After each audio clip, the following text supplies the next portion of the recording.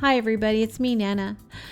Yes, we are going to be working on that lovely table centerpiece wreath. I'm not quite sure what to call it, but I will call it beautiful. So come on along with me. I think this is going to be a lot of fun. Let's get started, shall we? First and foremost, you're going to need some good scissors because this is a scissor-intensive project. You're going to have some ribbon. Of course, what wreath would be complete without it? And I'm going to change my mind a couple of times, but it won't really matter with all that color. Any ribbon will do, so choose the one that goes along with your color scheme. And Dollar Tree, well, they take care of that for us, don't they? Excuse me for having the dirty finger syndrome, but I have paint all over my fingers. Here we have the mesh. You've seen it. Oh, and did you know they put projects on the inside of the mesh? I didn't know that until this time. So we have 2 rolls of each, the purple, the pink, the white, and the turquoise. I'm going to try to use this burlap finally. You know, I've threatened to use it in many projects, but I think this time I might just use at least one, right? I also bring this or keep it on my table all the time. It's all my Easter ribbon, you know, not just Easter, but spring, and there's the jute twine and the other ones that I use the other time, but I think I just like looking at the sunflowers. What do you think? Anyway, it's the raffia. Remember, I used the raffia last time. So what's next? We've got all that. We've got to have a wreath if we're going to make a wreath centerpiece. This is the 14-inch one. And I'm going to put everything. Let's see. We've got all the Easter eggs, remember? We've got the lovely butterflies, the sticks, and oh my gosh, that's a mess. The main thing to know is that this is the inspiration for the wreath. What I did is I took 2 of them and I hot glued them together, and then I put the glitter sticks all along the outside so you couldn't see where they were joined together because they were uneven, and it added a lot of bling. So I kind of liked it in the end. Just be really careful because it is hot glue, or however you choose to do it. Form the stick first, and that makes it a lot easier. I used it, just see that ugly, meeting place in the center. I wanted to hide that, and I used that stick. That helped a lot, so I didn't burn my finger, and it helped to shape the glitter stick. And as you see, what I did is I just put it right back on. It's like a plastic round thing that you put in and out. It holds it in and keeps it from falling out. Now I put 7 glitter sticks on each section. 8th section of the wreath, and I combined all 4 mesh ribbon together, and I did that for a reason because they're going to stay together throughout. I cut them into 7-inch. The length was 7 inches this time because I needed that extra length for the way that I'm putting them on the wreath. Isn't that cute?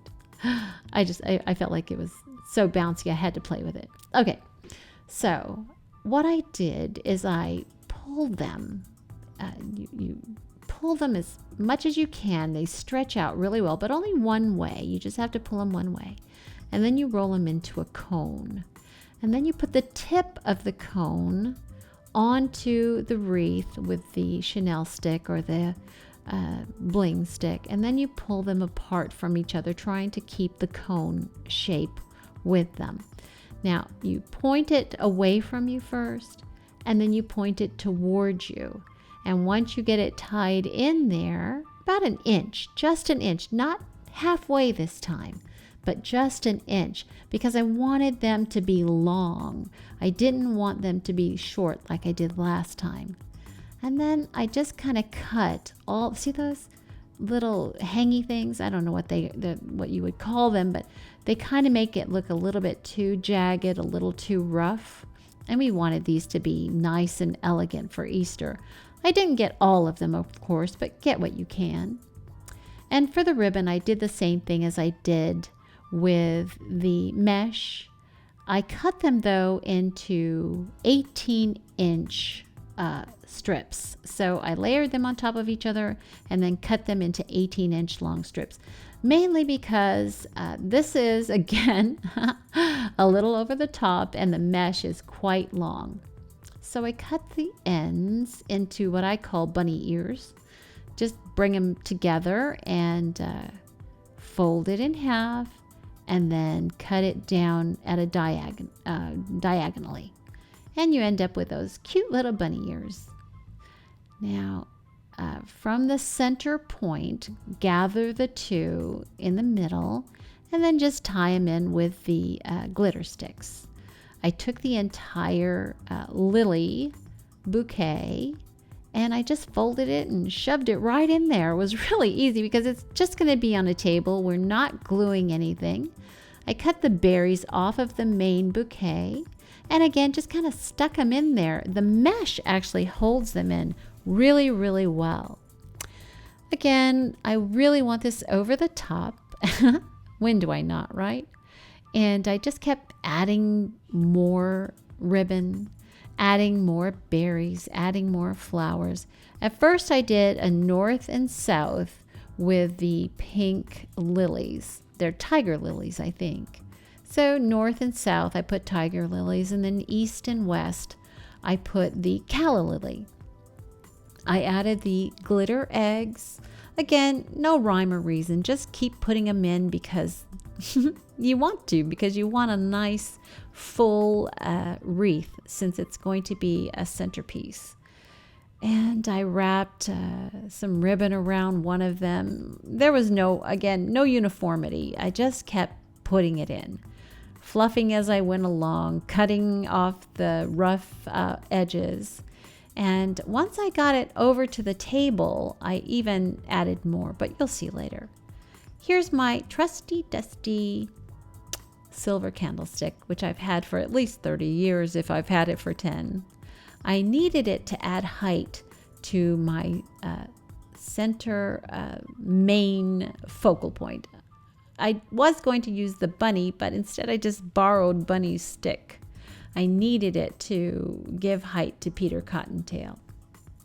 I hot glued him onto my silver candlestick, which is sacrilege, but you know what? I've had it forever and I don't use it, so it's okay. And then I hot glued the Peter Cottontail right on there, and I didn't think it was gonna hold. I'm sorry for the shaky, so sorry. And I got those Valentine hearts. Remember those? I never really used them for anything, so they really worked out here. See how I was able to let go of it? There they are. And do you see the butterflies? They're kind of hiding inside the wreath. And there, right there. See, I don't know if it's a butterfly or moth, but it sure is pretty. And then there's the other one. See it? And the orange bunny and then the yellow bunny. There's everything in here between the butterfly and the bunny and the flowers and the berries. We also have another little friend, another little cute, I don't know, garden. Look at that. You see him?